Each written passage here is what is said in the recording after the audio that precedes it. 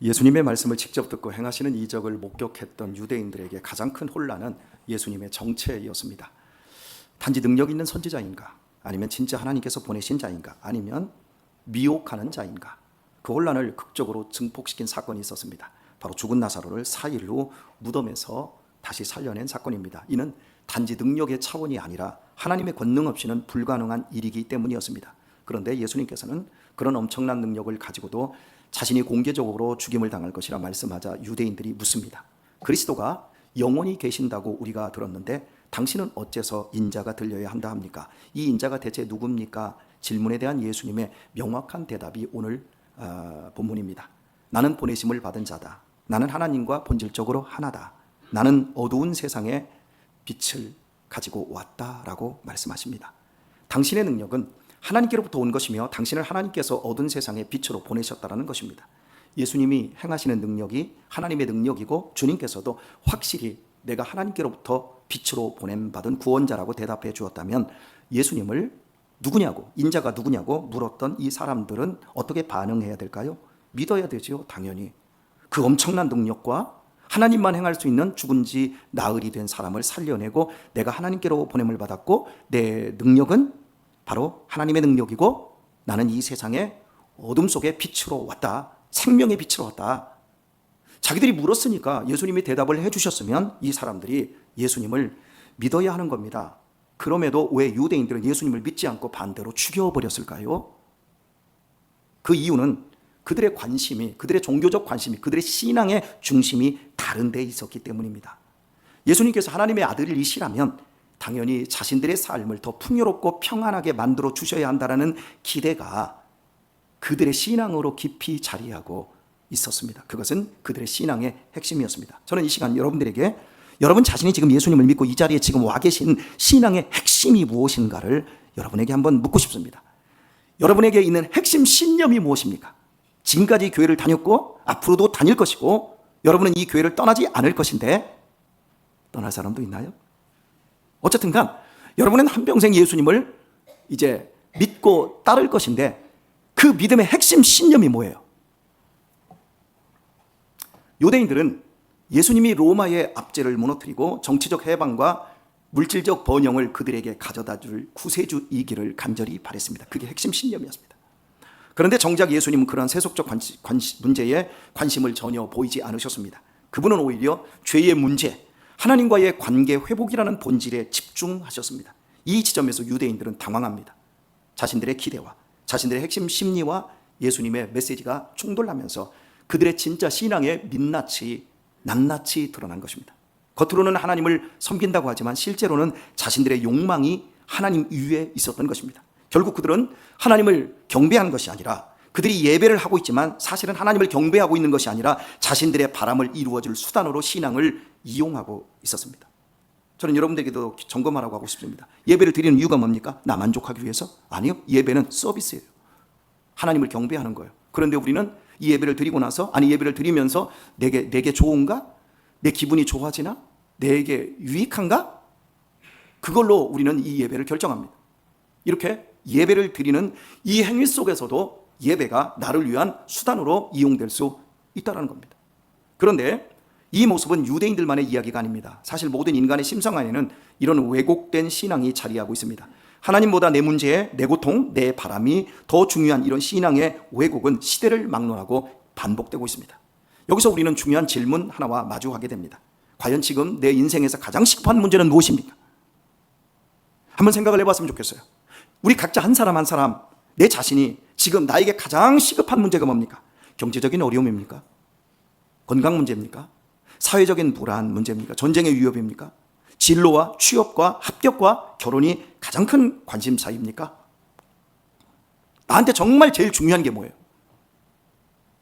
우리 각자 그 중요한 문제를 가지고 끙끙대고 있습니다. 그러나 예수님은 너에게 지금 가장 시급한 문제는 너와 하나님 사이의 관계다라고 말씀하고 있는 겁니다. 오늘 본문이. 만일 하나님께서 존재하시지 않으신다면 우리 인생에서 먹고 사는 문제, 생존의 문제보다 더 큰 것은 없습니다. 지금 여러분 각자가 고민하는 게 그게 사실은 제일 큰 문제 맞습니다. 하지만 하나님이 실제로 존재하시고 나위의 아들을 십자가에서 죽인 것이 사실이라면 완전히 다른 결론이 나에게 나올 수밖에 없는 겁니다. 하나님을 알아야 되고요. 하나님과의 좋은 관계 정립이 가장 중요한 일이 되어 버립니다. 우리가 하나님이 없다면, 세상 사람들은 하나님이 없다고 믿으니까 인생에서 가장 중요하고 시급한 문제는 먹고 사는 문제 맞아요. 그러나 우리는 하나님이 실제하시고 나를 위해 하나님의 아들이 죽으셨다면, 이게 진짜라고 한다면 우리의 인생에서 가장 첫 번째 우선순위 시급한 문제는 하나님과의 바른 관계, 좋은 관계 정립이 가장 중요한 일이 되어지는 겁니다. 하나님과의 관계 정립과 그 핵심이 얼마나 중요한지 보여주는 인물이 요한복음 3장에 등장을 합니다. 그는 성공적인 인생을 구가하는 바리새인으로 영적 권위와 도덕을 갖춘 유대인의 지도자인 니고데모입니다. 예수님을 향한 그의 태도를 보면 신학적 식견이 풍부하며 연륜도 상당하고 인격 역시 매우 겸손하고 훌륭한 사람이었습니다. 무엇보다도 그는 예수님에게 당신은 분명 하나님께로서 오신 선생이고 하나님이 함께하는 사람이라고 고백을 했습니다. 주님께서 당신의 정체를 밝히기 전에 이미 니고데모는 예수님의 정체를 알아볼 정도로 영적으로 밝은 사람이었습니다. 이 정도의 인물이라면 그는 하나님과 매우 가까운 사람인 것처럼 보입니다. 그런데 주님의 대답은 충격적입니다. 진실로 진실로 네게 이르노니 사람이 거듭나지 아니하면 하나님 나라를 볼 수 없다. 더 나아가 거듭나지 아니하면 하나님 나라에 들어갈 수 없다고까지 선언합니다. 정말 충격적입니다. 저는 여러분에게 다시 한번 질문합니다. 여러분은 하나님 나라를 보고 계십니까? 여러분은 하나님 나라에 들어와 계십니까? 여러분이 저한테 질문을 하십시오. 목사님은 하나님 나라에 들어와 계십니까? 목사님은 하나님 나라를 보십니까? 여러분에게 질문한다고 해봅시다. 여러분 질문 안 할 겁니다. 왜? 저는 하나님 나라를 이야기하고 하나님 나라를 여러분에게 전하고 있기 때문에. 그런데 저 같은 사람이 하나님 나라를 못 보고 있고 저 같은 사람이 하나님 나라에 못 들어간다는 얘기입니다. 그러니까 정말 이거 충격적인 얘기죠. 니고데모가 지금까지 쌓아온 모든 영적 도덕적 지식과 사회적 업적에도 하나님과 바른 관계를 네가 맺지 못하고 있다는 뜻입니다. 한마디로 그는 인생을 잘못 살아왔고 잘못된 신앙을 가졌으며 너는 천국에 들어갈 수 없다라는 뜻입니다. 그래서 말합니다. 네가 하나님과 바른 관계를 맺으려거든 완전히 다시 태어나야 한다. 강력한 은유입니다. 이건 바른 신앙을 태어남이라고 하는 은유로서 설명했으니까 인간의 출생에 대해 생각해 보겠습니다. 어둡고 조용한 엄마의 태 속에 있던 아이가 출산과 동시에 환한 빛 아래서 처음 느끼는 것은 감각입니다. 세상의 소리, 공기, 감촉, 냄새, 맛을 처음 경험하며 감각하며 감각으로 세상을 처음 아이가 경험하는 겁니다. 그리고 시간 속에서 감각이 발전하며 이 세계에 완전히 적응하게 됩니다. 생명은 감각으로 시작됩니다. 죽은 사람은 감각이 제일 먼저 멈춥니다. 생명은 감각입니다. 영적으로 거듭나는 것도 그렇습니다. 거듭나기 전까지는 보이는 세계가 전부입니다. 하나님에 대한 말은 철학이나 종교 개념으로 들릴 뿐 실제로 하나님에 대해서 감지되거나 느껴지지 않습니다. 천국과 지옥의 이야기도 설화처럼 여겨지고 복음은 그저 누군가의 신념처럼 들릴 뿐입니다. 하지만 거듭나면 상황이 달라집니다. 지금까지 없었던 영적 감각이 내 안에서 생겨납니다. 하나님의 존재가 피부에 와닿기 시작하고 영혼의 실제가 마음을 흔들기 시작합니다. 천국의 소망과 지옥의 두려움이 동시에 몰려오며 설명할 수 없는 영적 감정이 이 안에서 솟아납니다. 이것이 영적 감각입니다. 영적 감각이 생겨나면 제일 먼저 내 안에서 변화되는 것들이 있습니다. 전에는 그저 활자로 읽히던 성경이 이제는 살아 움직이는 하나님의 음성처럼 들리기 시작합니다. 귀하게 들립니다. 그렇게 귀할 수가 없습니다. 아니 들을 수가 없습니다. 이렇게 말씀에 대한 태도가 달라집니다. 기도도 의무가 아니라 영혼의 호흡이 되어버립니다. 기도 안에서 하나님과 실제로 대화하고 있다는 감각이 생겨나고요, 그 속에서 위로를 받고 교제를 누리기 시작합니다. 감각이 이렇게 달라집니다. 교회도 달라집니다. 지루한 종교적 제의를 하는 공간이 아니라 내 생명이 숨쉬는 가장 안전한 피난처로 다가와집니다. 그리고 십자가의 복음은 단순한 교리가 아닙니다. 내 죄를 대신해 죽으신 예수님의 사랑이 내 가슴을 치며 울리는 감격의 진리로 마음속에 꽂힙니다. 이 모든 변화가 영적 출생의 증거이며 하나님의 나라에 속한 자로 살아가기 시작했다라는 신호인 겁니다. 여러분에게 이 신호가 있습니까? 여러분에게 이 감각이 있습니까? 말씀에 대한 감각, 기도에 대한 감각, 교회에 대한 감각이 있습니까? 없으면 여러분 자신들을 하나님 앞에 맡기셔야 합니다. 아키발드 알렉산더라는 신학자가 이렇게 말을 했습니다. 하나님께서 역사하시면 누구라도 신성한 진리에 새로이 눈을 뜬다. 지금까지는 개념조차 몰랐던 하나님의 진리가 얼마나 아름답고 탁월한지 알게 된다. 저는 많은 분들이 이렇게 고백하는 것을 들었습니다. 모태신앙으로 어렸을 때부터 교회에서 자라났는데 복음을 처음으로 들은 것은 군대나 대학 교회라고 고백을 합니다. 복음이 무엇입니까? 복음은 인간의 행위와 공로와 수행으로 죄에서 구원받고 영생을 얻는 것이 아닙니다. 오직 예수 그리스도의 삶과 죽음과 부활로 말미암는 공로를 믿음으로 구원과 영생을 얻는 하나님의 호의입니다. 다시 말해 구원은 우리가 예수님처럼 살아야 구원받는 것이 아니라 예수님이 우리를 위해 이루신 일, 그분의 십자가와 부활로 말미암는 은혜로 믿음 안에서 받는 것입니다. 이 복음이 매일 증거되는 것은 교회입니다. 그런데 어찌 모태신앙으로 태어나서 20년, 30년 교회를 다녔는데 교회에서 살다시피 했던 사람들이 복음을 당신 교회에서는 한 번도 못 들어봤다고 하는 걸까요? 모태신앙으로 태어나서도 거듭나지 못했기 때문입니다. 영의 눈이 감겨 있기 때문입니다.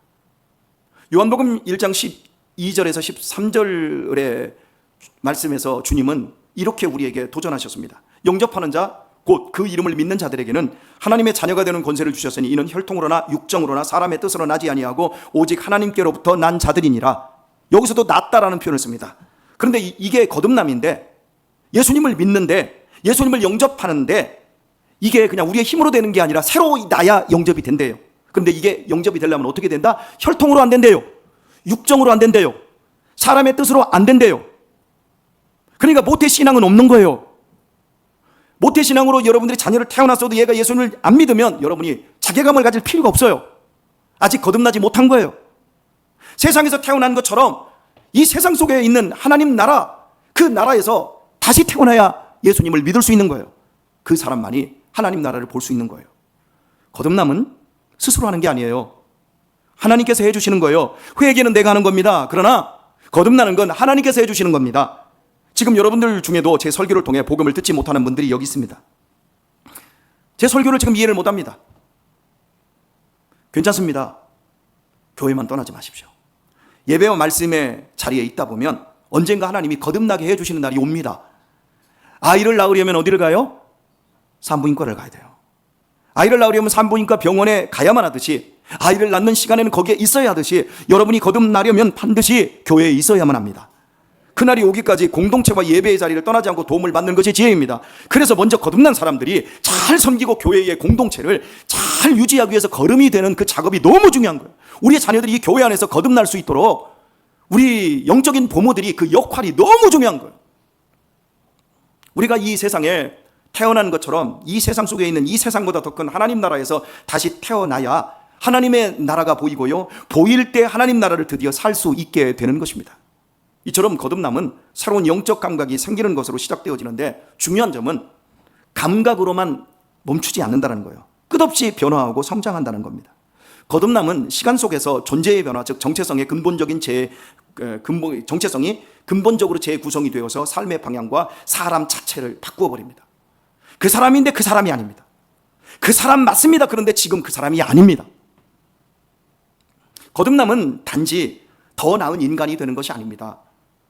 더 나은, 더 좋은 인간이 되는 것이라면 니고데모는 그럴 필요가 없었습니다. 니고데모는 예수님께 나온 사람들 중에 가장 좋은 인간상의 샘플이기 때문입니다. 그의 지위, 그의 인격, 그의 신앙, 그의 업적, 그의 덕성, 그 사람은, 죄송한 표현을 쓰겠습니다, 세상적으로는 예수님보다 더 뛰어난 인물입니다. 좋은 인간상의 샘플입니다. 그런데 예수님께서는 그에게 너 거듭나야 된다 말씀하셨어요. 그러니까 우리가 예수님을 믿는 것은 더 좋은 인간이 되는 게 아니에요, 여러분. 새롭게 태어나야 되는 거예요. 이걸 거듭날 중자를 써서 중생이라고 한자로는 말을 합니다. 그 영어로는 born again, 다시 태어난다. 중생은 자기 혼자 더 좋은 인간이 되는 것이 아니라 하나님과의 바른 관계를 맺은 전혀 새로운 피조물이 되는 것입니다. 자, 이렇게 설명을 하겠습니다. 우리 교회에 작년과 몇 년 전에 결혼한 몇 쌍이 계십니다. 이 사람들이 서로를 만나더니 더 좋은 사람으로 바뀌어버렸어요. 얼마나 더 상냥하고 더 아름다운 사람으로 바뀌었는지 몰라요. 그죠? 제가 구체적으로 누구라고 얘기해요? 안 해도 알잖아요, 여러분. 관계가 맺어지고 그 관계 안에서 사람이 바뀌더란 말이에요. 사랑이 오고 가니까. 중생은 자기 혼자 독한 마음 가지고 내가 새벽에 4시에 일어나야 돼. 새벽 기도 가야 돼. 나는 30년 할 거야. 40년 죽을 때까지 할 거야. 나는 봉사할 거야. 교사도 60년 할 거야. 나는 죽을 때까지 목회할 거야. 그래, 나 주의 영광 나타내리라. 이렇게 혼자 결기하는 게 아니라고요. 하나님과 바른 관계를 맺고 그분으로부터 끝없이 생명의 유입을 받으면 우리의 삶이 그분을 닮으며 그분 안에서 안식하며 그분 안에서 새로워지는 거예요. 사람은 누구나 자신의 정체성을 가지고 있고요, 나름의 삶의 의미와 가치와 행복과 안전을 추구합니다. 좋은 직업군에 있는 사람들 중에는 자존감이 굉장히 높은 사람이 있어요. 그 직업이 자기인 줄 착각하고 있어요. 그래서 엄청 교만해요. 재물이 많은 사람들의 자부심은 돈입니다. 돈이 자기인 줄 알아요. 사회운동이나 정치적 이념을 위한 시민활동을 하는 사람들은 자신들의 삶을 매우 가치 있게 여깁니다. 그 활동이 자기인 줄 알아요. 어떤 사람들은 자신의 유능함이나 미모나 인기에 삶의 의미를 둡니다. 또 어떤 사람입니다. 자식이 자신의 삶의 의미인 사람들도 있습니다. 이렇게 사람들은 각자 삶의 의미와 안전과 행복과 보람을 나름대로 찾으며 열심히 살아가고 있습니다. 우리 예수님 믿는 사람들만요, 의미를 찾고 열심히 사는 게 아니에요. 믿지 않는 세상 사람들이 우리보다 더 열심히 의미를 찾고요, 더 행복하게 그 모든 가치를 두고 분투하며 산다는 거 여러분 아셔야 합니다. 그런데 이 모든 것들은 한 가지 공통점을 가지고 있습니다. 모두 조건적이에요. 조건이 안 맞으면 안 돼요. 가변적이에요. 이게 변해요. 그리고 더 중요한 건 한시적이라는 거예요. 직업은 언젠가 은퇴하고요, 이념과 활동은 상황과 시대에 따라 급변할 수 있고요, 미모나 인기는 모두 지나가고요, 건강은 잃게 되고요, 우상이 된 자식과는 언젠가 불화하고 헤어지게 됩니다. 이런 것들에 기반한 삶의 정체성과 의미는 그 기준에 부합하지 못한 경우 불안과 자기 혐오에 빠지게 합니다. 또한 나와 비슷한 삶의 의미를 추구하는 자들과 한 공간에 있으면 경쟁하며 시기하고 배척하게 만듭니다. 이 교회 안에서 시기하고 배척하고 원망하고 있습니까? 혹시 그런 분들 계세요? 그런 분들 거듭나지 못한 겁니다. 안식과 평안을 가질 수가 없어요. 그러나 복음은 완전히 다릅니다. 우리를 거듭나게 하는 복음은 완전히 다른 경우를 줍니다. 하나님은 우리에게 이렇게 말씀합니다. 여러분 각자의 마음으로 하나님이 여러분에게 주시는 음성으로 자는 이 시간 드렸으면 좋겠어요. 나는 너를 학벌과 배경과 업적과 평가라는 정체성으로 너를 보지 않는다. 나는 너를 나의 사랑하는 자녀로 본다. 너는 나의 사랑하는 자녀 맞다. 영원히 내 자녀다.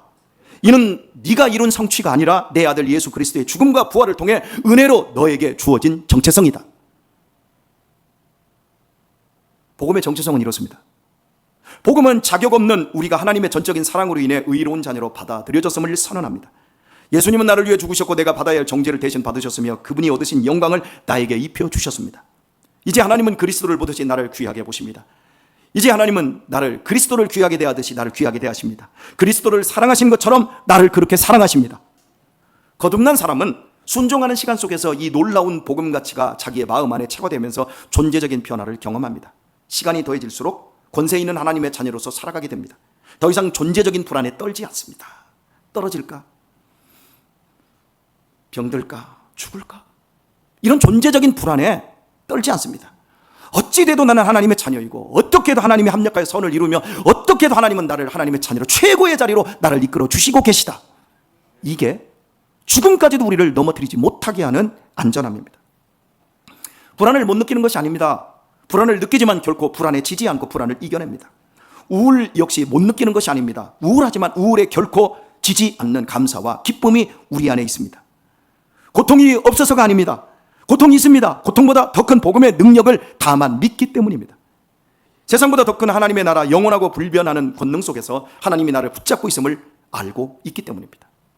이 새로운 정체성을 이해하는 데 있어서 야고보서 1장 9절과 10절은 우리에게 중요한 힌트를 줍니다.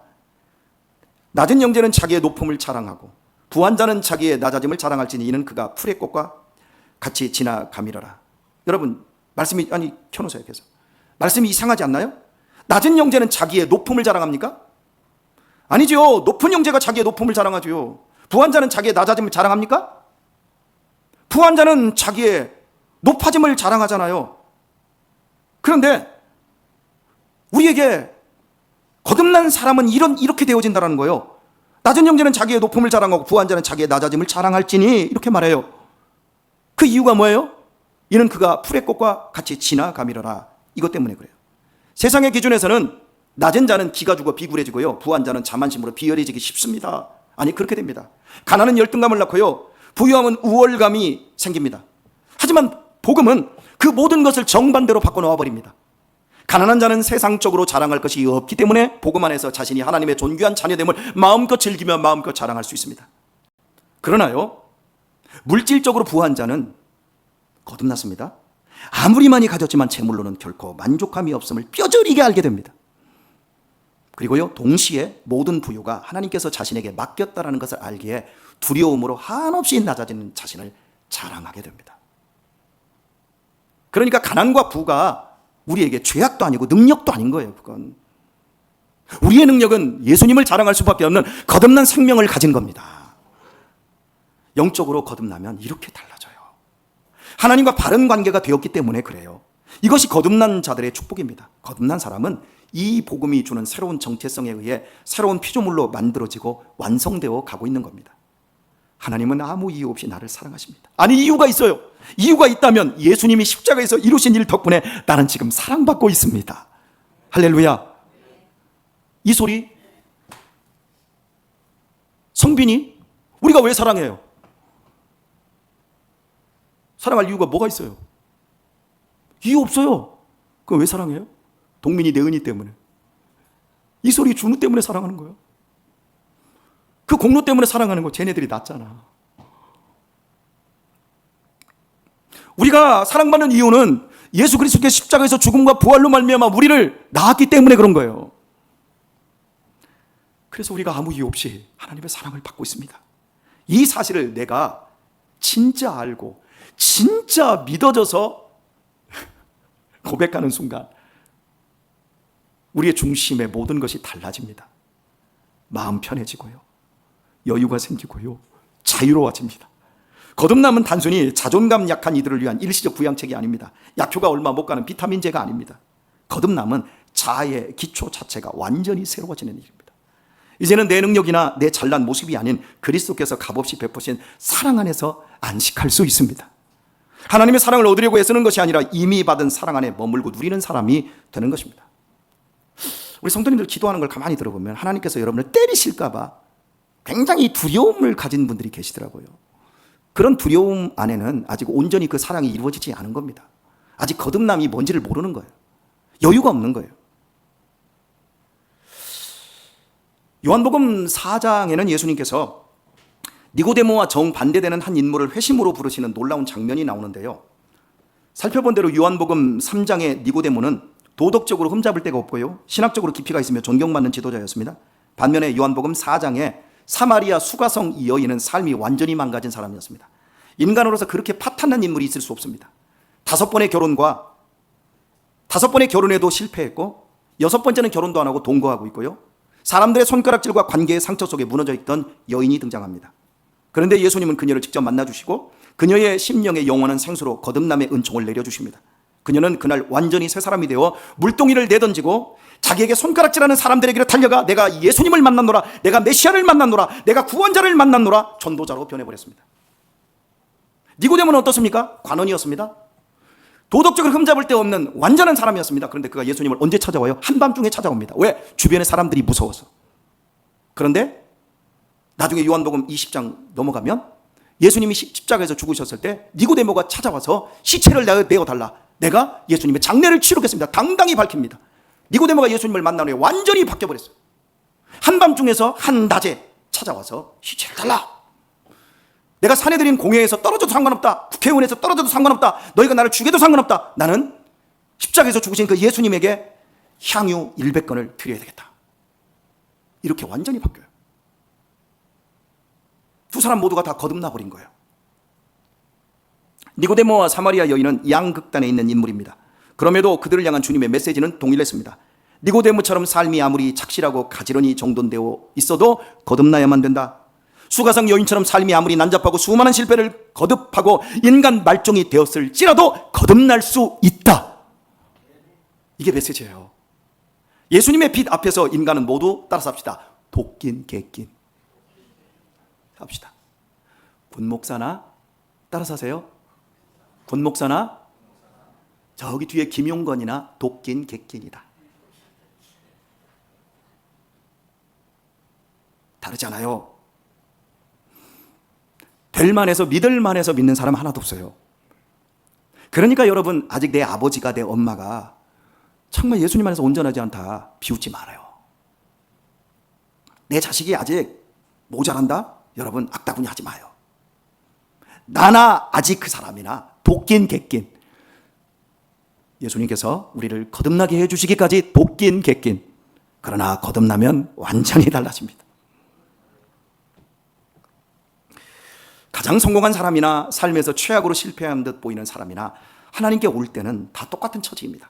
그래서 거듭나야 하고 누구든지 거듭날 수 있습니다. 하나님과의 바른 관계는 다 똑같은 자리에서 시작합니다. 성공했든 실패했든 도덕적이든 타락했든 십자가의 은혜로만 구원받을 수 있습니다. 구원받으려면 역설적으로 그 구원에 내가 아무것도 기여할 수 없음을 깨닫게 됩니다. 오직 은혜입니다.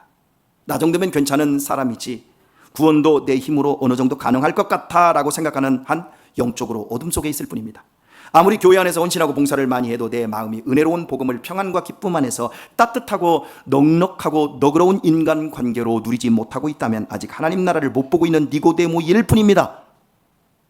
반대로 나는 하나님께 사랑받으려면 아직도 한참이나 멀었다고 생각하는 사람도 어둠 속에 있는 겁니다. 나는 누구도 나를 바꿔놓을 수 없어, 나는 안 되는 사람이야, 누구도 내 편은 없어 하며 빈 물동이를 들고 홀로 우울해하며 행복한 인간관계를 누리지 못하고 있다면 역시 이 사람도 하나님 나라에 들어가지 못한 수가성 여인일 뿐입니다. 거듭나야 합니다. 안타깝게도 교회 안에 이런 두 부류의 사람들이 너무나 많다라는 사실은 정말이지 저를 너무 슬프게 만듭니다. 내 믿음대로 되어집니다. 믿으면 영광을 보지만 믿지 않으면 그냥 그대로 육적 생명으로 살다가 사그러질 뿐입니다. 회심은 이런저런 죄의 목록을 열거하는 것이 아닙니다. 회심의 주된 핵심은 복음을 믿지 않고, 바로 이 복음을 믿지 않고 여태 자기 능력으로 구원을 얻어내려 했음을 포기하는 겁니다. 그리고 은혜를 구하는 겁니다. 주님, 저에게는 거저 베푸시는 은혜가 필요합니다. 저를 불쌍히 여겨 주옵소서. 저는 니고데모입니다. 저는 수가성 여인입니다. 주님, 저를 거듭나게 해 주옵소서. 이게 회심입니다. 나는 우울하고 자살하고 싶고, 나는 자해하고 싶고, 나는 내 인생 쪽내고 싶고, 나는 저 사람 밉고, 저 사람이 원망스럽고, 난 누구 때문에 뭐가 싫고. 여러분, 그걸 버려야 돼요. 그걸 버리고 예수님의 십자가의 복음을 붙잡아야 되는 거예요. 나를 버리고, 이런 질긴 나를 버리고 하나님께 백개투항해서 은혜와 궁유를 구하는 것이 회개이고 회심인 거예요. 이때 하나님의 약속된 복음은 반드시 우리의 심령을 새롭게 바꿔주십니다. 그리고 우리를 이렇게 고백하게 만듭니다. 하나님은 아무 이유 없이 나를 사랑하신다. 예수님이 이루신 일 덕분에 나는 영원히 하나님의 사랑받는 자녀가 되었다. 변함없는 영원한 하나님의 자녀다. 이 고백이 내 중심에서 진심으로 믿어질 때 우리의 영혼은 평안해지고 여유가 생기며 더 이상 세상의 평가에 휘둘리지 않게 됩니다. 뿐만 아니라 시기하거나 비난하거나 원망하지도 않습니다. 왜냐하면 바로 내가 그 자리에서 구원받았음을 알기 때문입니다. 말씀했습니다. 영적으로 거듭남은 내가 노력해서 되지 않습니다. 거듭남은 오직 하나님이 베푸시는 기적입니다. 예수님이 구주이심이 믿어지고 하나님이 살아계신다는 영적 감각이 여러분 안에 혹시 생겼습니까? 그렇다면 여러분은 거듭난 것입니다. 은혜를 입은 것입니다. 더 이상 세상의 기준에 흔들리지 마십시오. 더 이상 스스로를 세상의 것으로 증명하려고 애쓰지 마십시오. 하나님은 아무 이유 없이 당신을 사랑하십니다. 그 사랑 안에서 새로운 존재로 살아가십시오. 여유를 가지십시오. 넉넉함을 가지십시오. 친절함을 가지십시오. 따뜻함을 가지십시오. 그렇게 그냥 살아가십시오. 그것이 참된 자유이며 참된 생명입니다. 남은 생애에 하나님의 자녀된 기쁨을 끊임없이 찬양하며 멋지게 살다가 죽음과 함께 천국문 열릴 때 천국으로 쏙 들어가 이사하는 성도들 되시길 예수님의 이름으로 축원합니다.